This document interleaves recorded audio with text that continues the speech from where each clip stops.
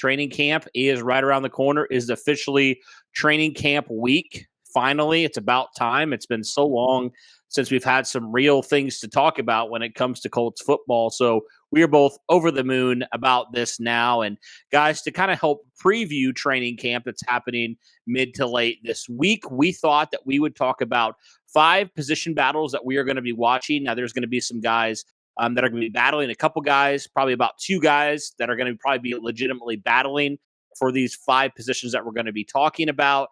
And just a caveat, we probably could, talk about some other positions at the back end of the roster, but strictly for this one, we're going to talk about 5 positions that we feel like are going to have some sort of impact on the team this year. We think that whoever wins this is going to play a significant role in this team's success or failures this coming season. So with that caveat, let's get into it. And let's start with the first position on offense. And honestly, funny enough, talking about impact, probably the least amount of impact out of any of these guys. Talking about, of course, running back number 3. We know the 2 with Jonathan Taylor and Nyheim Hines, but I think there's a wide open position battle right now between kind of a couple guys, honestly, for that running back 3 position. Obviously, the Colts have Philip Lindsay, who they signed in free agency. They also have, a guy last year in Deion Jackson, who was an undrafted free agent, who played more of that backup role last year. And they have a couple guys, a couple undrafted free agents as well. And all these guys are trying to battle for that number 3 running back position. So you think if Jonathan Taylor, has to, get some breaks, down the stretch in the course of the season, this guy might get a few of those runs down the stretch to kind of help him out. And the Colts obviously want a guy that's going to be effective down there because, the Colts have even said as much, right? They felt like they used Taylor probably too much last year. So the need for another all-down back, I think, is really important. Let's talk about this position, though, Derek. Talk to me about all these guys that are going to kind of be battling for this position.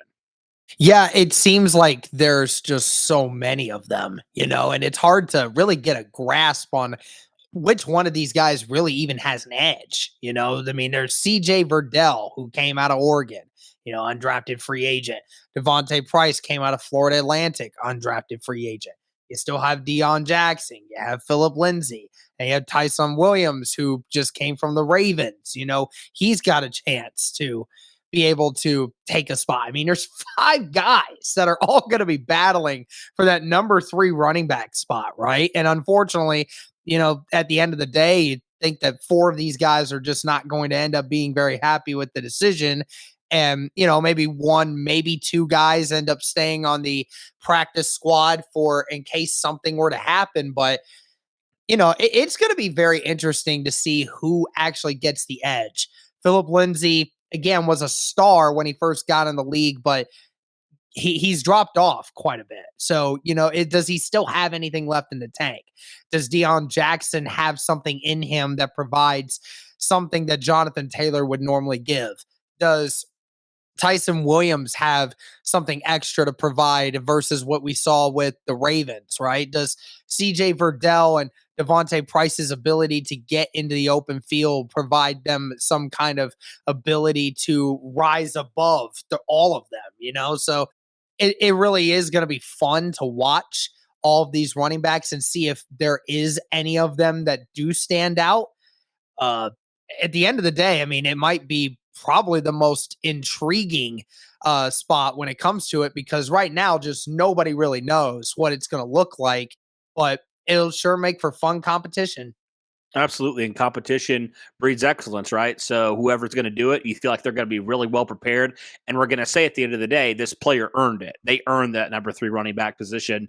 So very excited to see how this group shakes out. I think right now, if we're choosing to someone saying who's going to be the running back number 3 for the Colts, I think we'd probably lean towards Philip Lindsay just because of the pedigree before what he's done in the league. But you're right. Anything can happen. So nonetheless, going to be a fun position battle to watch in training camp.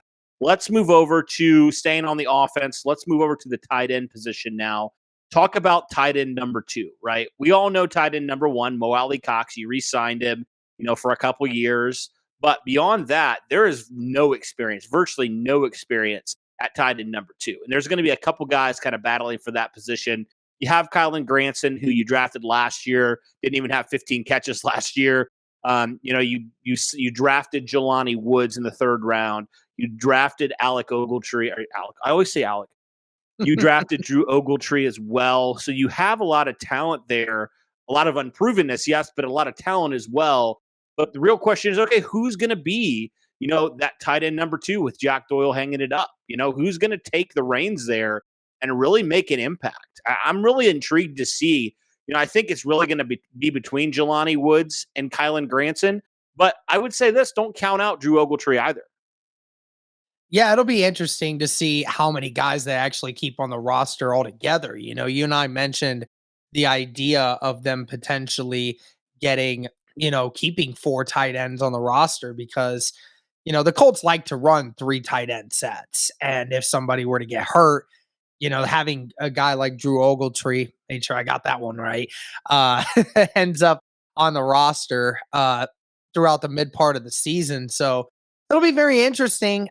I think at the end of the day, it's really going to come down to who looks the best in pass coverage in passing downs is really going to be the most important thing here because we know Jelani can definitely block. He's got the size to do it. You have a tight end in Moali Cox that you feel extremely confident can run block, and Kylan Granson even had a few times where he actually showed his ability to block as well. So at the end of the day, it's who's going to be a better receiver at the tight end position. That's what's going to ultimately come down to who makes more catches, who makes more consistent catches, who is making plays through contact, making those plays that Matt Ryan just throws one up to you and you make it and come down with it, So at the end of the day, I think it will be Jelani, but again, don't count out Kylan Granson.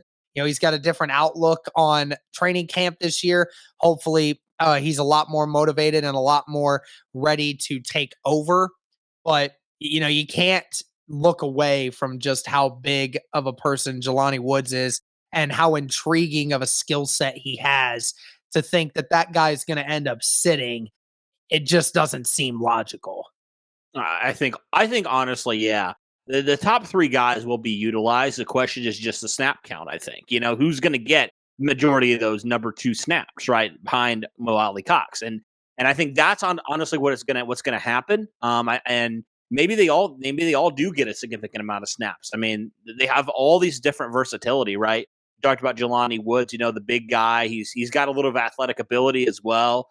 Kylan Grant's a little bit more of that vertical threat down the field, and can get those yards after catch and things like that. So I'm going to be really intrigued to see how this plays out and how that factors into the snap count for this upcoming season. But nonetheless, it's going to be an interesting battle for snaps this coming season. All right, let's stay on the offense. Last position we want to talk about on the offense, I think is probably one of, if not the most intriguing position battles to watch. Of course, we're talking about the left tackle position. You have Matt Pryor, who did play last year for you, and Spurs did start some games, but that was at right tackle and right guard. Now Pryor's making the switch over to left tackle, and you also did draft an offensive tackle out of Central Michigan and Bernard Ryman. So these 2 guys, I think, are going to go to war, man. They're going to go battle this out for that left tackle number 1. I honestly think it's going to be a wide open competition. I'm very excited to see who ends up, taking that position. I'm really excited because honestly, Derek, neither of these guys have any experience at the pro level at left tackle.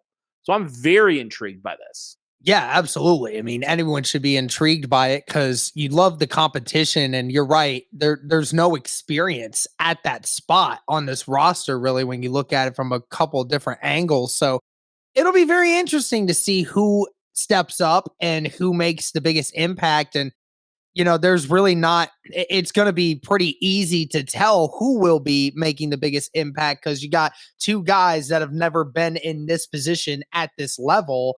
So it'll be very interesting. Whoever steps up the most, you're going to know is going to end up getting that spot, regardless of who's been in the league and who hasn't, right? So, Frank Reich and Chris Ballard have stated that Matt Pryor is going to get the benefit of the doubt. No question about it. He has been in the pros for a few years and understands what it's like to be a pro. So understandable that he would get the start throughout training camp. But it really is going to be interesting to see what happens when Kwity Paye and Yannick Ngakoue go at him for the first time at that position and seeing how he handles the pressure. And we'll see how Bernard Ryman handles it with him being his first time in an NFL locker room and on an NFL field. Be very fun to watch. Hopefully, it'll be a lot more fun to watch than watching Sam Tevy get blown up by Ben Banigou all last training camp. I hope so, or else we got some more problems, man. Right. Let's hope for the best. I mean, I don't think it can get any worse than that. But you know what? As Colts fans, we've seen a lot of crap. So never say never, but hopefully not. But yeah, I think it will be ultimately good for these left tackles to face the Kwity Pays, to face the Yannick Ngakwe's, like to face some pretty good guys in terms of edge guys. At least we think they're going to be really good this year. So I think it'll be just better for them to even get better, especially, a Bernard Ryman, who we feel like he has a lot of potential and he's eventually probably going to be that starting left tackle, the future for the Colts. It'll be good for him right away to kind of get thrown into the fire a little bit, get battle tested because it's not going to get any easier, man. You're facing some really good pass rushers this year, even in your own division, you're facing the likes of Josh Allen, right? You're facing some of those guys. That's really good. Harold Landry, some of those guys. And you're facing the AFC West. You're facing the Khalil Macks. You're facing the Joey Bosa's. You're facing, throw in Chandler Jones. There's so many guys you could throw in there that you're facing. But all that to say, I think it's going to be really good for this left tackle position. I'm really looking forward to how this battle plays out. I really, really am.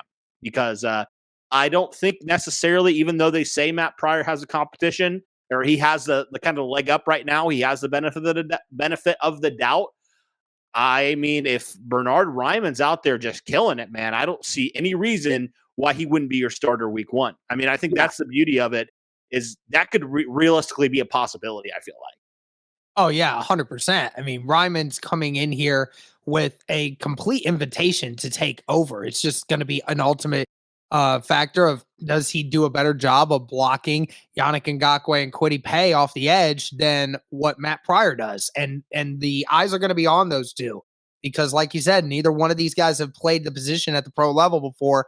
So both of them have something to prove. Yep. Really looking forward to seeing how that battle plays out. Let's switch over again now, guys, to the defense. There's two positions we're going to watch. Ironically enough, Derek, both in the DB position. First off is that cornerback number 2. I mean, there's two guys really going for that spot, competing for that spot. Isaiah Rodgers and Brandon Faison, both guys who started last year for their respective teams when some injuries happened and filled in pretty well, I would say. Both guys had pretty strong springs as well. So this is going to be a pretty fierce competition because honestly, Derek, whoever doesn't win this is probably going to end up being cornerback number 4 in the depth chart, right? We will see exactly what happens with Stephon Gilmore. Does he maybe get a little bit of pitch count this year as opposed to how he's been in the past because of the age? We'll see. I don't know exactly. He also does have some injury history as of recent. So, if he gets banged up for a game or two, these guys could easily be, the number 1, number 2 corners. So all that to say, I think cornerback number 2 is going to be an interesting battle because both these guys, I feel like, have a legitimate shot to win this thing. What are your thoughts on this position battle? I mean, my deposition on the cornerback 2. I've always been team Isaiah Rodgers. I just think that Isaiah Rodgers this year is going to take that giant leap once again to make him a bona fide corner on this defensive backfield. And I really think that he's going to end up being one of the best corners in the game by the end of this year. I mean, I think Brandon Faison definitely has some intangibles to him that will definitely make things interesting. Obviously, understanding the defensive scheme with Gus Bradley, you like the fact that he has a more understanding of this kind of defense, which is good for him. But I think the skill set that you're matching with an Isaiah Rodgers, I think is just going to levitate him way higher than Brandon Faison could ever dream of. So I'm curious to see, how the cornerback room kind of fills out. We've talked about the back end of it, obviously, a lot over the last week and a half when it came to who could round out the rest of the roster. But when it comes to actual cornerback number 2, I'm going with Isaiah Rodgers all day long. I think it's his to lose, and I don't see him losing that spot. Yeah, you never know. I think Rodgers certainly has a leg up right now, but hey, man, anything can happen in training camp. I mean, I think best case scenario, Isaiah Rodgers wins that. that if Brandon Faison's your cornerback number 2, you could be doing a lot worse. I'll just leave it at that. So looking forward to that position battle. And then the last position battle that we got to talk about is the strong safety position. Funny enough, after we recorded our DB conversation, Rodney McLeod was placed on the PUP list. So it looks like Nick Cross, at least early on, will get the opportunity to be your starting strong safety in training camp. So we'll see if he relinquishes that. We'll see what happens. I mean, I think it's good for him to just kind of get thrown in there day one and just go out there and see what happens. Make mistakes, learn from it. This is the time to do it, man. So what are your thoughts on this position battle for safety, strong safety, number 1? It's going to be interesting to see, like you mentioned, with Nick Cross now having the ability to have maybe that first, maybe the second week of training camp where he's going to get the majority of the first team reps. Now that Rodney McLeod is, dealing with an injury of some kind, and it'll be very interesting to see how he takes advantage of that. Does he thrive under that pressure, or does he end up, faltering? And you have Rodney McLeod come back, and it's clear Rodney McLeod is the far and away better safety for this group. So what you and I have mentioned it several times already. We thought that Rodney McLeod was probably going to get the starting job right off the bat due to the fact of his experience. But it will be fun to watch Julian Blackmon and Nick Cross early part of training camp with those two young athletic safeties out there running around. It'll make things very fun to watch against guys like Matt Ryan and Nick Foles. That's a lot of speed off the back end there. Really excited to see if Nick Cross gets a couple of turnovers his way, or if he just gets picked apart by Matt Ryan. Because, Matt Ryan definitely is a very smart quarterback, and Nick Cross being a rookie, that's a very difficult thing to have to deal with your first training camp, having to guard receivers in a offense led by Matt Ryan. So it'll be very interesting. And I can't wait to see who gets more turnovers in training camp when it comes to Nick Cross and Rodney McLeod, because we kind of thought about that a lot last year, that was Isaiah Rodgers' thing in training camp. Seemed like every practice he was getting some big time interception that was going to go for a pick six, right? I mean, that was the talk of the defense. So be very interesting if something like that happens with Nick Cross. You can't ignore it. So that's definitely going to be a lot of fun. Yeah, and guys, those are our 5 positions we're going to look at. Those are the 5 positions I think the ones that are the most intriguing to us. Now, there are some other positions that we could mention. We could probably talk about wide receiver if we wanted to, probably talk about kicker if we wanted to. But I think all in all, these are the 5 positions that we are the most intrigued for. Let us know what your guys' thoughts are on these 5 positions. Do you agree with us? Do you think these are the 5 most intriguing? Let us know in the comments below. Guys, we are so excited for training camp. If y'all are going out on Saturday, be sure to catch us out there. We'll be out there. We will be a part of the media, which we are very thankful for and very grateful for. Thank you to Colts PR. Shout out to them. They do great things. Thank you, guys. So be sure to check that out. Be sure to, if you see us, say hi to us. We would love to say hi to you. Love to talk to you for a little bit. But it's going to be a fun week, guys. Really excited for it. That'll do it for this one. And as always, guys, go Colts.